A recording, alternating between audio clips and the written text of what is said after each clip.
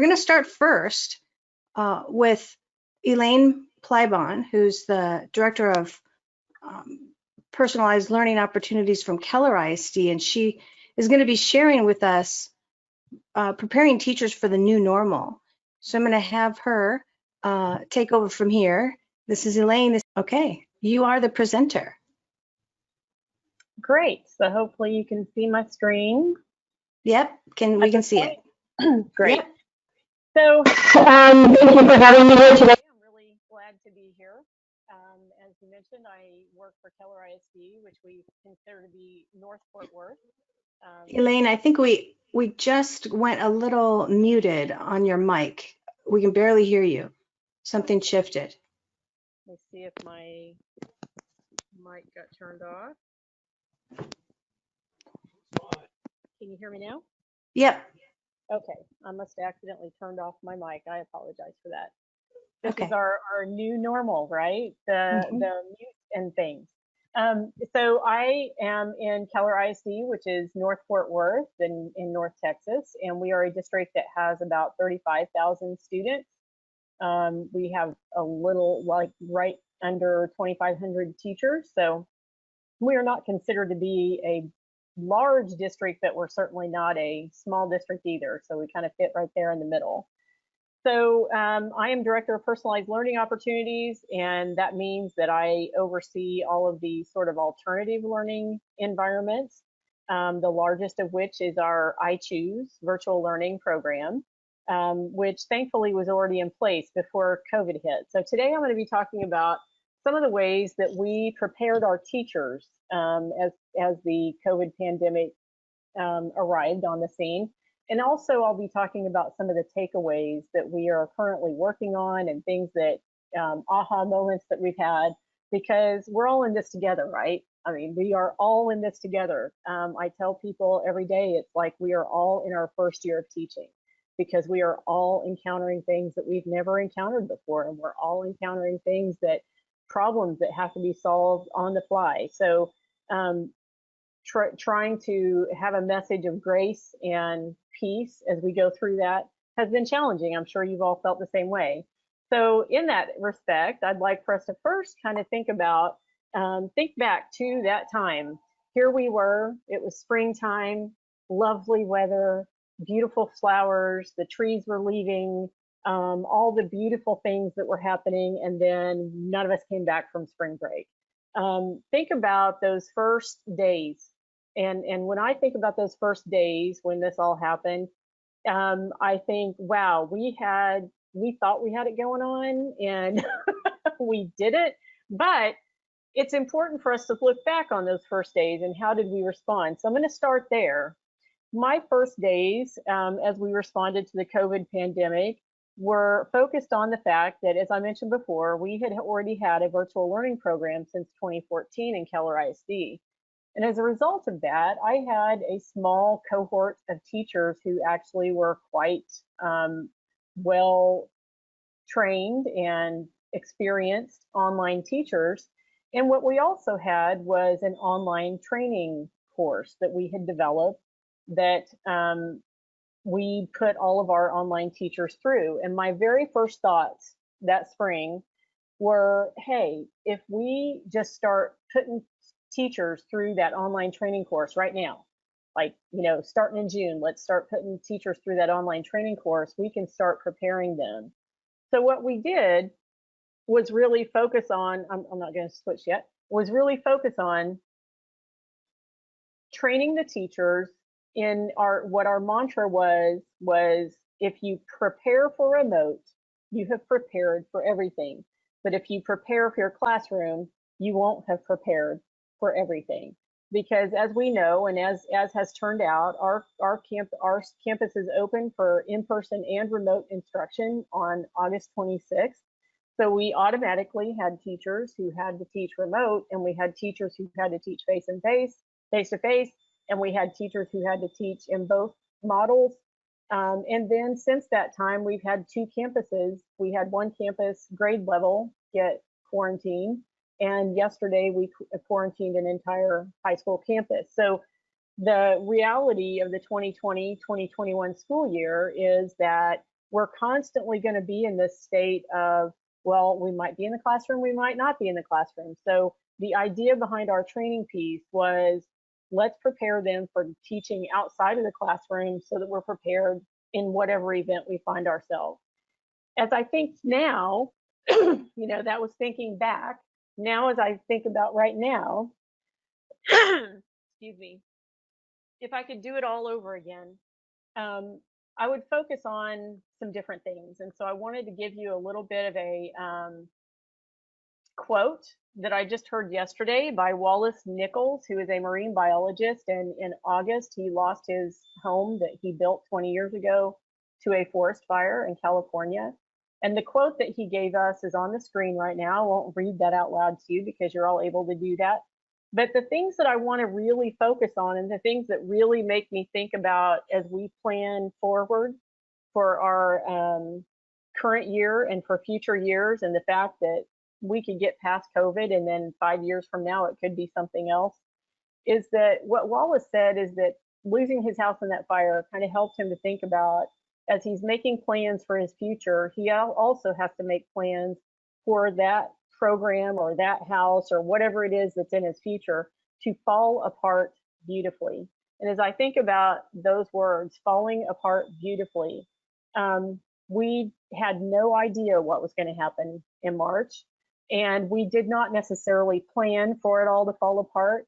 But one of the things that we might want to take away from it now is that we do have to plan for things to fall apart. We have to plan for things to fall apart in a meaningful manner and in a structured way, so that we don't find ourselves back in a place where none of us really know what's going on and we aren't sure how we're gonna move forward.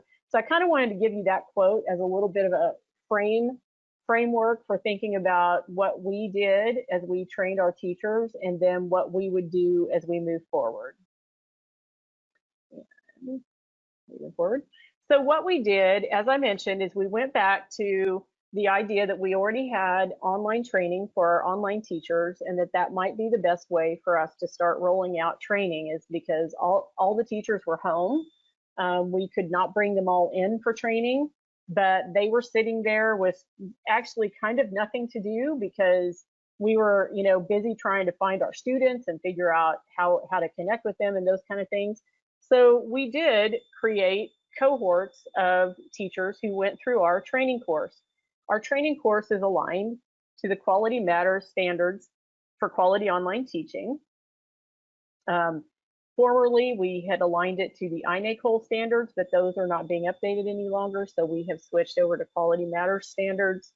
And it just works them through a thought process that I think is kind of unique. Instead of us trying to teach them how to teach online, we were teaching them how to think about their current practice in the classroom and how might that translate into an online classroom. So instead of us trying to get them from point A to point Z, we got them from point A to point B, which is taking what you already know, what you already feel comfortable with, what you know is tried and true, and learn how to make that look the same for a remote student, how to give that same experience for a remote student, and how to, what tools to pick to do that. I think that was really, really an important piece of our training, because it allowed us to have cohorts that were mixed. Instead of us having to do first grade teachers, second grade teachers, paraprofessionals, we could have all of those people in the same cohort, which made it so that the discussions that we had during that cohort were more rich and had varied perspectives. But at the same time, because of the way the course was written, they were able to just apply, here's what I do in my practice, and here's what I would do in this situation.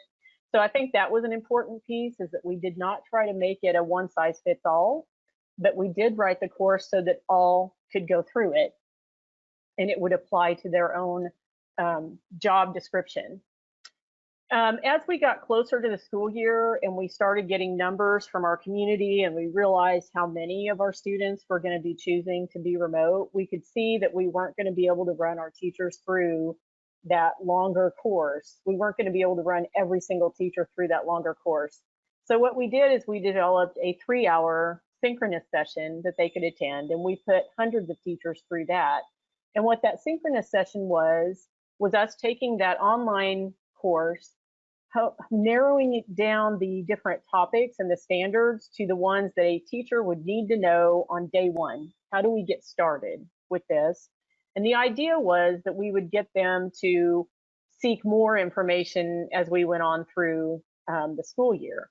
So what you see here on the screen is a badging system that I created, where the teachers who went through the 3-hour synchronous session got a Remote Ready and Keller Isd badge, and they all very proudly display that on their email.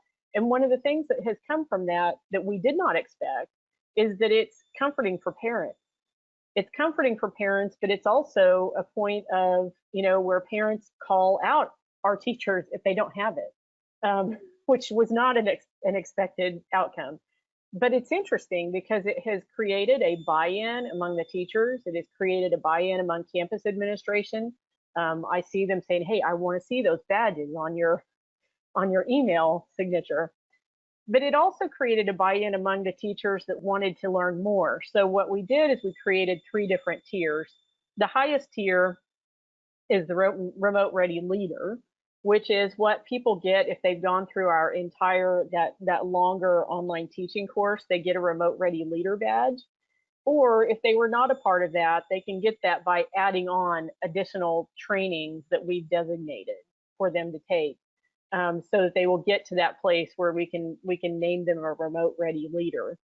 The Remote Ready Plus is just that next step from taking that 3-hour synchronous session and learning a little bit more about specific technologies that they might use in their classroom. A Remote Ready Leader has actually learned more about the LMS that they're using.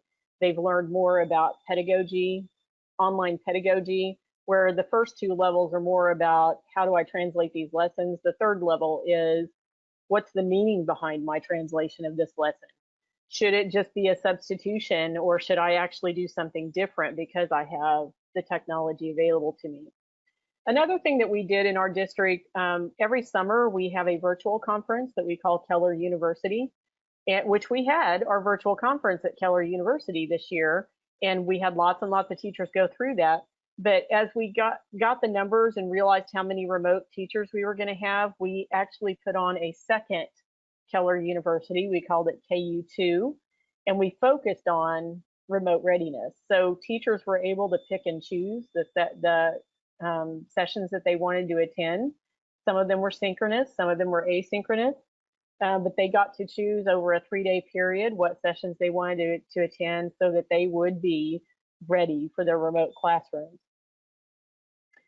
So one of the things that I really loved about this is that it did spark that ownership and the desire to get the higher badges and the recognition for our teachers.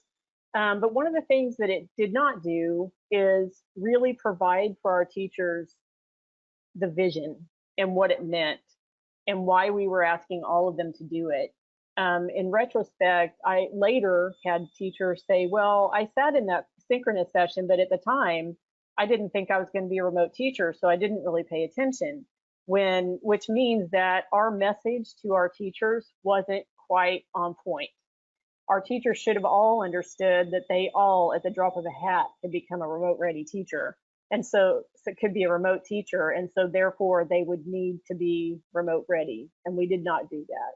So that's one of the tips that I would give you. I really think that the badging system was a success, but I think that people need to understand there needs to be a little bit more transparency or sharing of the vision on why you would want to get these badges and what is it going to do for you as an individual teacher. So that transparency was our #1 lesson that we learned during this whole thing. As we have moved through, we've realized that early on in those early springtime days, we made promises to our teachers that we ended up not being able to keep. And I think that transparency is vital to that. If we are very, very transparent with our teachers and something has to change that we told them was going to be a fact, they're more likely to be able to roll with that than if we tell them this is the way it's going to be, but then what they see is something completely different. And that was one of our big lessons that we learned. Our structure for our remote learning, the ideal structure in our district, is that teachers would either be face-to-face teachers or they would be remote teachers. That's our number one first ideal, is that I'm a 100% remote teacher or I'm a 100% face-to-face teacher.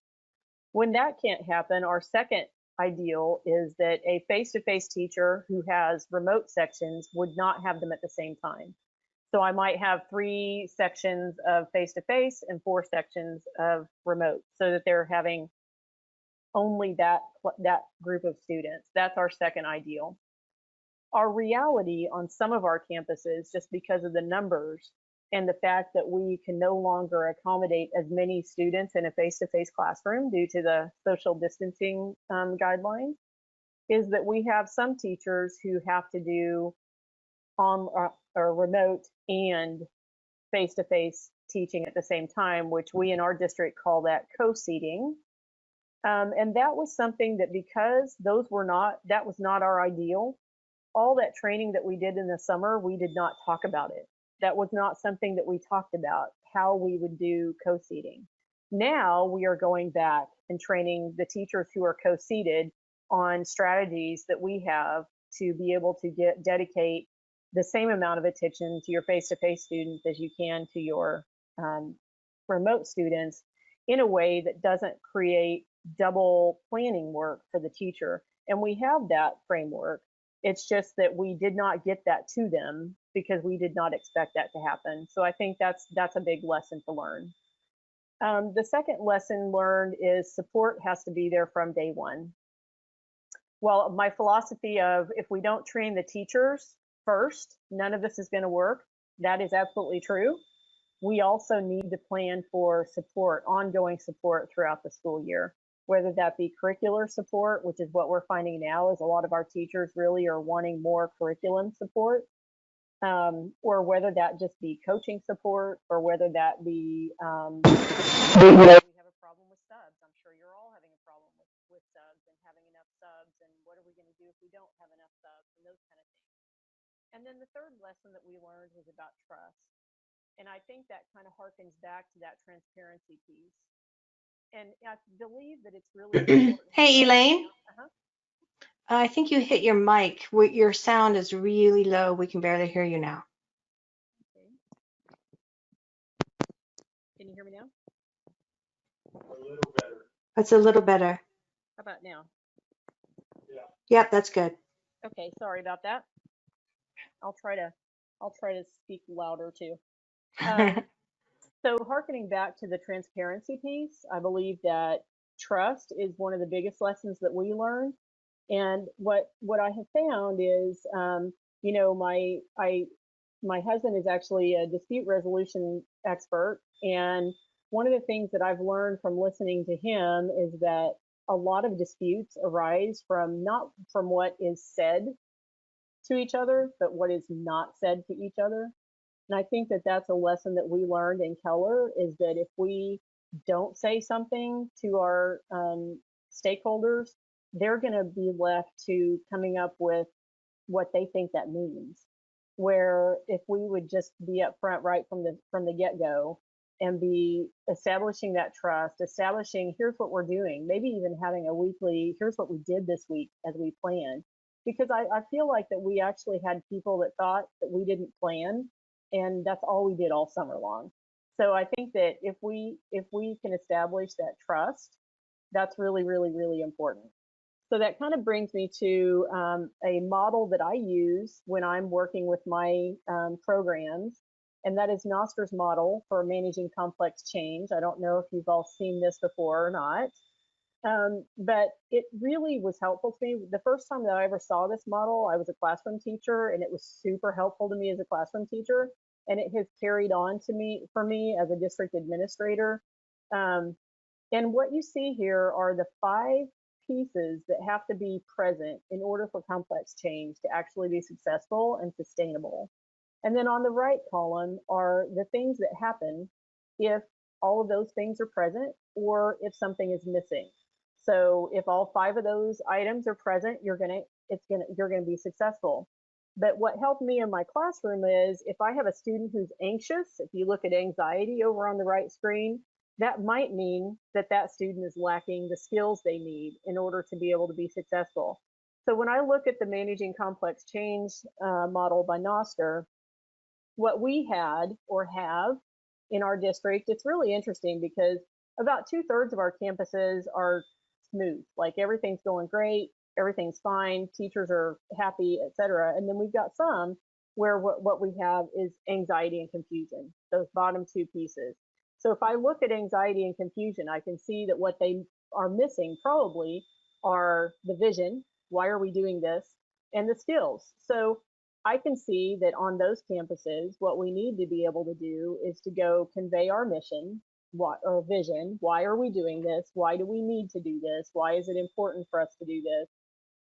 And then providing them with the skills, because like I said earlier, some teachers admitted that they did not pay that much attention to the training because they didn't know that they might have to do it. And I think that if we go back to that original quote that I gave you about falling apart beautifully, I think that right now is the time for us as districts to really focus on scenarios and thinking about what would happen to this if we had this disaster happen. What would happen to this program? What would happen to these facilities? What would happen?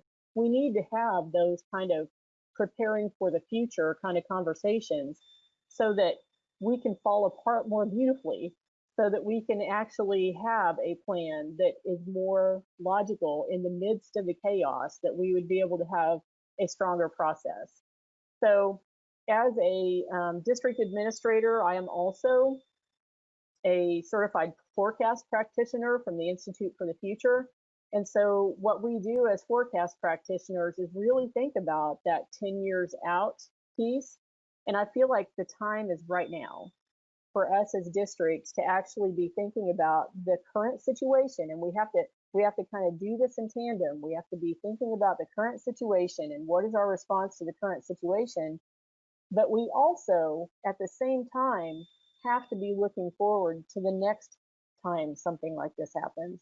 We have to be looking at how can we play out scenarios so that we're prepared before it happens again, instead of us being, because right now we're having to be reactive. We're having to go through and react to things as they come up.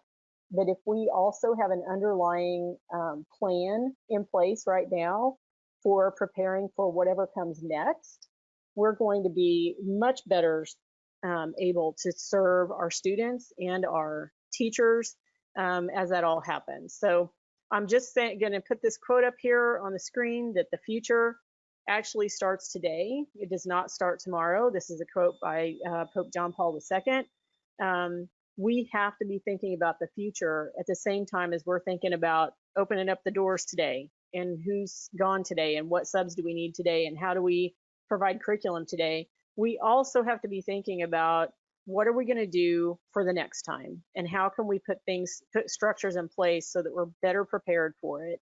I think, to kind of recap, I think that our plan for training teachers was a strong foundation, and with the tweaks that we could do to it, now that we know we need to be stronger about the vision and the why, I feel like that we could step forward with a plan now that would make sure that our teachers are just on an ongoing basis, even in a quote unquote normal year where we don't have a pandemic happening, where teachers are prepared on an ongoing basis to be able to switch to remote whenever they need to. So that was my presentation that I have. So thank you for letting me be here today, and I'm open for any questions. Okay, so this is Leilani, and back at you. This is awesome, really good work. I'm excited about what you've been doing here. So I'm going to be watching for questions. So all of you guys attending, raise your hand or type in a question. Either way is totally fine with us.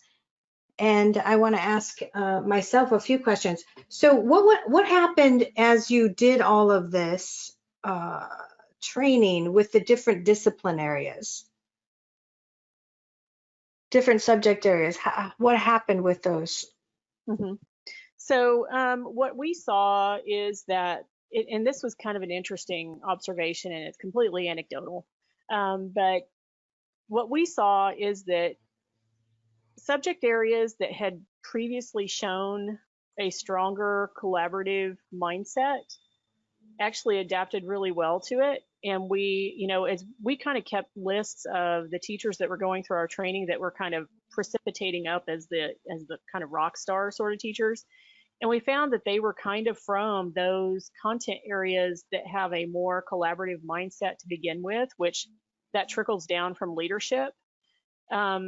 The ones that had less of a collaborative mindset, or the ones that were typically like, well, this wouldn't work in an online classroom, they were the ones that struggled the most, and they're the ones that continue to struggle now. They're the ones that are asking for, give us a curriculum, where the others maybe already had a lot of stuff that was just really easily put into our LMS, and there it is for the students to use. So that was something that was kind of an interesting takeaway based on the contents. The other thing was that we found our elective content teachers were a little less, they didn't see quite as much of importance in this. And I'm not sure, I almost feel like there was an underlying belief that this just wasn't going to happen. Or maybe that, if we go remote, we're only going to do cores. I don't know. But it seemed like they are also a group of people that we're having to now kind of get them more supports and more things to do. So it was just sort of interesting how that went. I also saw from grade levels a different attitude and will this work and will this not work. And one of the things that our teachers that went through the longer course, I think our K4 teachers really benefited from going through the longer course, because they had previously seen our primary LMS Canvas as being too difficult for a K2 kid to navigate, and we were able to show them ways to create templates that would make it just as pretty and fun and easy to click as anything else. And I think that it was really helpful for them. I think they got the most out of that longer training because they had not thought about their practice in that much of a technical way. So those are just some of the things that I saw. Good observation. You've been alert the whole time. That's awesome. Robin Hildebrand has a question for you. She's from Oklahoma. Robin, introduce yourself and your district and ask your question. All right, I'm Robin, and I'm from the Shawnee, Oklahoma School District, and just have a quick question.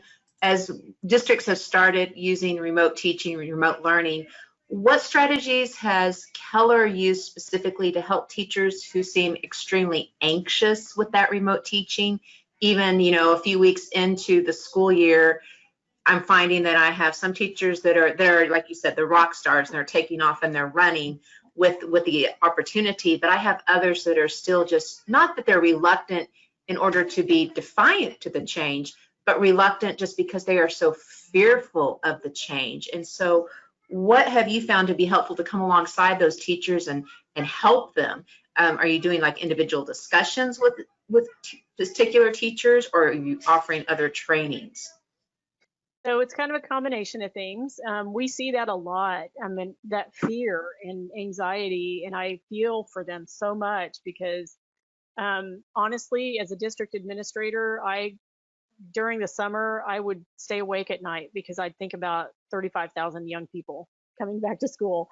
So I get the anxiety, I get all of that, but there's a couple of different things that have worked, and I'll tell you one thing that does not work. The couple things that are working, we have set up PLCs, remote PLCs, for teachers who are remote teachers to be able to get together. And those PLC sessions include a little bit of training, but mostly come tell us what it is you're struggling with, and we'll figure it, we'll help you figure it out. And that seems to be well taken. Another thing that we did all summer long, and we have continued, and I don't know if this is unique to our district, but I think it's awesome that our district did it, is they set up virtual support groups all summer long.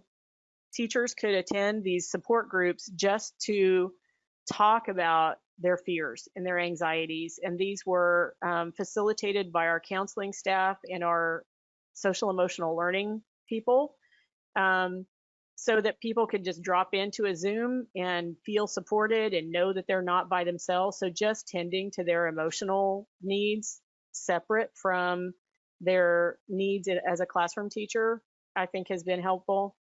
And then also, we have worked to try to provide more resources. So as we thought about our science teachers in Texas, they have to spend 40% of their time on labs. And if a student is remote at home, how do we do that? We have looked at, we have worked on getting resources for them for that. We have worked on getting them the teachers' instructional resources that easily drop into their Canvas or Google Classroom. And we actually took our platform that we use for credit recovery and we're able to put that into Canvas so that teachers can use just the instructional pieces. So they're not having to create videos. They can just use those instructional pieces instead. And then we also have tried to just provide ongoing training. My department, because we are online, we are 100% virtual. We are able to provide some trainings. There's also curriculum instruction department has set a team together to start providing intentional remote training and coaching. So what doesn't work is being too positive. We've all been accused of toxic positivity because, and I don't believe, like I've read and reread the definitions of toxic positivity, and I don't believe that's what we've done as a district. Because we acknowledge the problems that are there and we acknowledge that we're trying to do something, but we're also championing the people that are, that have figured it out. Our hope was that we would help our teachers to understand it can be done. It will get better. Here's the things that we're focusing on to be positive instead of just kind of getting pulled into the muck. But that did not work because they felt like that we were trying to kind of gloss over the problems, the struggles that they were having. And I'm not going to go back and forth with them on that. But what we can do now is focus on, instead of that positive take, let's look at those campuses that are actually doing quite well. The parents are happy, the kids are happy, and see what it is that they're doing.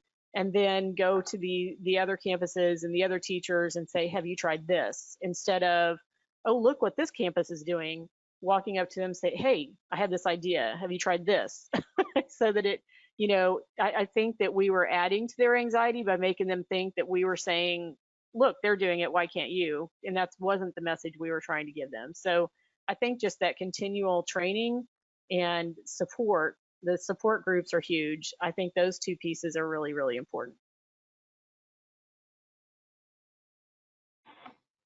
Thank you. Thank you for that. Thank you for asking your question, Robin. I'm checking here if there's other questions. Don't see any. There's a person that's making a comment about not being able to hear, but I'm going to have my other organizers take care of that. So what I was hearing from everything that you just said is this has been kind of rocky, and highly emotional. It wasn't a direct A to B kind of a thing. Sounds to me like as management, the administrators sort of came together and, pushed their way through it regardless. And just hearing that there's something called toxic positivity is alarming. I never knew there was something like that. I'm probably very guilty of it. So it's an interesting moment, but I can see it now. I mean, I'm seeing in my mind people going, stop being so positive. It's irritating, it's like, don't you realize this is really hard? And I totally can see what was happening there. And I'm sure you have a lot of stories, not that you want to tell them all now. Yeah. Well, and I do think, like you said, it has been very rocky. And I think that one of the shining things that comes through all of this is that really it's impressive how quickly our district, and I'm talking about everybody, campuses, district, everybody, kind of stood up to that challenge. And the fact that we were able to do what we did do successfully, was huge for us to be able to do. We had to remind ourselves of that every time that we'd have a dip, and we'd have, I mean, people say mean things. But every time we would have something like that, we would have to kind of remind ourselves that, hey, we did do this, and we were able to pull together, and we are a team that is cohesive, and we are a group that, every Wednesday morning during the summer, we had about 40 people who our sole purpose all morning long was just to talk about things. And I've never learned so much about all the pieces that have to be in place for a district to run. So we can look at those positives as we're struggling through the difficulty. We can realize, hey, we can do this. It's just a matter of, we need to breathe, and we need to be able to give ourselves grace. We have to be able to say, yeah, we messed up. In hindsight, we shouldn't have done that.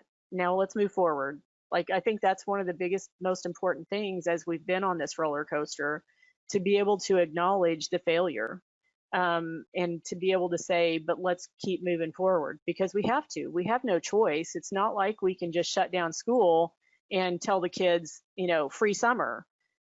We've got students that need us, and we have to keep moving forward. So I think that acknowledgement of, yeah, this didn't go the way we planned, we're moving on, is really important. Because if before we were being that honest and transparent, people would see us, say, we're going to do it this way, and then we would do it a different way, and they didn't see the in between there. They didn't see the, oh, well, we realized this wasn't going to work because XYZ. They just saw us all of a sudden shifting gears. So I think that's really important in this time of roller coaster rides, for sure. Oh, yeah.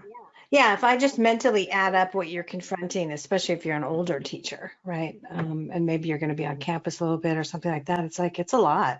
I mean, this is a very, very dangerous pandemic, and it's not like trivial. Right. So then confronting how you're going to do all this. Okay, so let me just frame something else for you really quickly, because yesterday, one of the things we talked about was hybrid logistics, and where the Learning Council as a research institution has seen the shift happen. And we concentrated our attention based on, a lot of discussions with our Edu Jedi Leadership Society, as well as some 32 webinars we did, turning on a dime away from doing live events into virtuals starting in early April. What we heard from people, and that is the fact that the hardest part of this is the logistics. It's the use of space and time. So when schools were talking even about moving into the fall, they were saying, we're going to, New York is going, we have 6 different models. There's ABCD model, there's splitting buildings, there's, large time block schedules. Don't try to put Zoom meetings over the top of each other. And, it got kind of wild in terms of the shift in time and space. But then we come back to the ideal, amount of time for a student to be on live meeting interaction is about 2.5 hours. And that's per a UK study on 120,000 students was discovered. You go past the 2.5 hour window of live group interaction, even if it's virtual, you lose kids. They can beyond that 2.5 hours do, a log in here, log in there, do an assignment, watch a video. That's independent, individual work, like homework or prep work. But the live thing, I think, is a huge trip up for how you manage time and space if you're trying to maintain the brick and mortar type of schedule, because then kids are having to be, live online for like 6 hours a day. And it gets a little hairy for retaining their attention. What's been your experience so far, and how are you guys structured for time? So the way that we, our suggestion for teachers is that, and this also kind of harkens back to having to have some kind of structure for attendance as well, is that our students have been scheduled, our remote students have been scheduled the same way they would have been scheduled in the face-to-face classroom. And those teachers meet with them for 15 to 20 minutes. We don't want it to be any longer than 15 to 20 minutes at the top of each of those class periods, for the purpose of, it could be direct instruction, but more likely it's more of a touch in and SEL kind of a time. You know, hey, how are you all you guys doing? Let's build some culture. Let's get each other to know each other, those kind of things. So they have 15 to 20 minutes at the start of each class period. And then some, you know, it kind of varies from campus to campus what happens the rest of the class period. On all of them, during that 15 minutes, the students would have been given, here's what I want you to work on during this class period. On some of the campuses, though, they also expect for the teacher to continue to be on that Zoom, but just not be delivering instruction, which I kind of like that model, because they've got their 15 to 20 minutes of instruction time, and then the students are given their independent tasks to do. But the teacher is sitting there so that if the student has a question or if the parent has a question, that teacher's right there and they can be getting immediate feedback. So that seems to be working fairly well. What doesn't work well is when teachers do try to fill that entire time, when they're trying to say, well, this was an hour and a half long class, so I have to have an hour and a half of time to do. My own daughter teaches remotely and she's on 90-minute blocks, and she does like 10 minutes and then tells them, we're going to get back together at this time and you'll share out what you did during this time, and then we'll go away again and come back. Like, she has them coming back 2 or 3 times during that 90 minutes instead of it being that they're just sitting there for 90 minutes, because you're right. Students are either going to check out or they're going to find ways to be disruptive. I mean, we're asking for that disruption if we're trying to make them be there for an hour and a half. So I feel like that idea of really limiting those times that they're actually sitting on a Zoom to 15 to 20 minutes has been very helpful. The interesting thing is, from a parent perspective, we have had some parents that don't understand that. That's not the way that they were taught. They didn't get 15 minutes of instruction and then just go do whatever. To them, their children are having to teach themselves, and it's a shift in vocabulary. It's a thing that we need to be a little more maybe educating the public a little bit more about what is virtual learning, because it isn't the student teaching themselves. Those lessons have been thoughtfully prepared by a teacher. Those lessons are thoughtfully supported by a teacher, so it's not the students teaching themselves. And I think that's the piece where we need to be sure that our parents understand the teacher's with your kid for the first 15 minutes, but that doesn't mean that the next 30 minutes is them teaching themselves. It's them learning how to learn. It's them learning how to apply what the teacher told them, those kind of things. I think that's some work that we still need to work on. Interesting. Okay, good. So I think that that's more of a workable thing that I've heard from other districts. You can't have a 5-year-old on 6 hours of Zoom meetings. It's not going to fly. And I even have employees who are complaining about this in California. Talking about, like, I don't think my kid can do this. And yeah, so it's a wild moment. So I'm going to show a video here in a couple minutes, but I think we have a couple more minutes for you to respond to one other thing.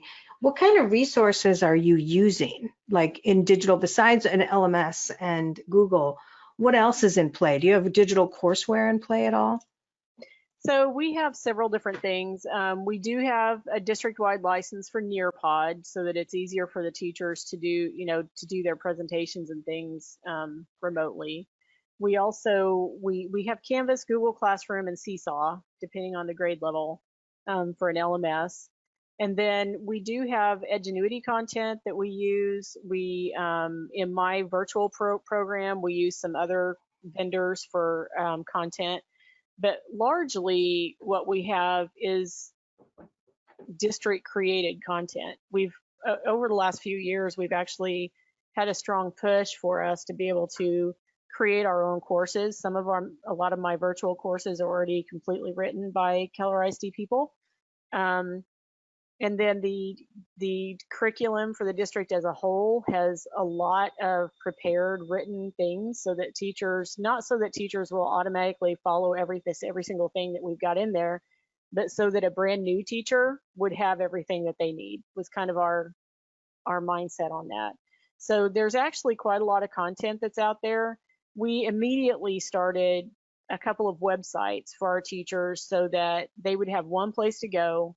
They could click on their content and they would find either this district created content or something that we've purchased that they can use and tutorials on how to use it, or just other web resources that have been curated by our content coordinators and librarians in the district.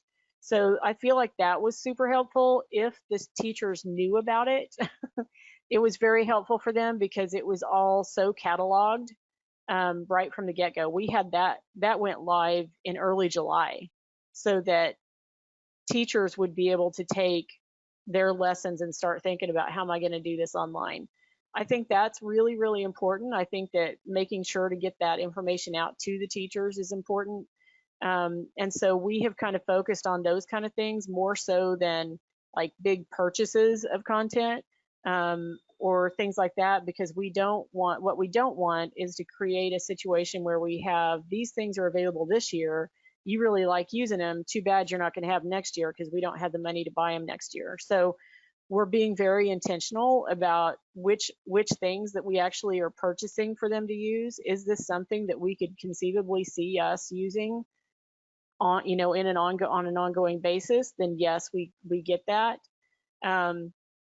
The only time that we would get something just for this year is if it's something that there is absolutely no other way for us to do this.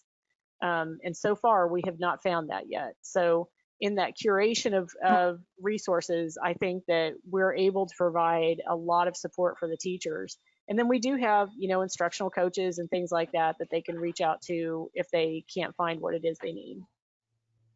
Awesome. Awesome. Yeah, a lot of school districts have been telling us that they're sort of going through a new purchase behavior because they had to, right? They had to get a lot of courseware, a lot of different subject areas to cover. But they anticipate sort of a, figure out which worked and selectively retire some other things. And then the fact that you focused on the continuity of operations, new teachers coming on board, the stuff is there. They don't have to boil the ocean themselves to figure out every single lesson plan is huge. And it's particularly huge because when you have one sixth grade class completely succeeding in math and another one in another school not, and the use of the different resources, I mean, they're different, right? And how the teacher's doing it. You kind of don't know what's happening. Is it the resource? Is it the teacher? Is it the kids? So that you didn't have that in the textbook days. Like every sixth grade math teacher got the same book and then they built around the book. But now it's kind of like the Wild West. Who's using what? How are they doing? Blah, blah, blah. And the ability to track, what's happening statistically or with analytics has gotten really difficult for a lot of school districts. It's one of the first things we hear about, from school districts. So, but for right now, it's just get everybody teaching and kids learning. Yeah. We're very much in a we've got to figure out tomorrow kind of mode. Mm-hmm. And that's good, but it's dangerous because we need to be thinking about things a little bit farther out. But at the same time, we absolutely have to acknowledge that we got to figure out tomorrow. Yeah, absolutely. Well, thank you so much for this amazing presentation and amazing discussion. I invite you to stay on or opt off as you need to do, Elaine. And it's been a delight having you, and proud of you. Proud of all if you get a chance, tell Learning Council and the Edu Jedi. Think all of you teachers are awesome. tell them all from us that we congratulate them.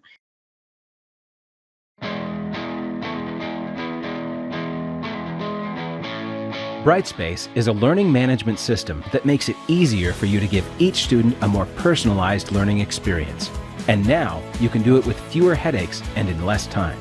It's one platform with a single sign-on to all the tools you need that works on any device and can be used to create a different experience for each grade level.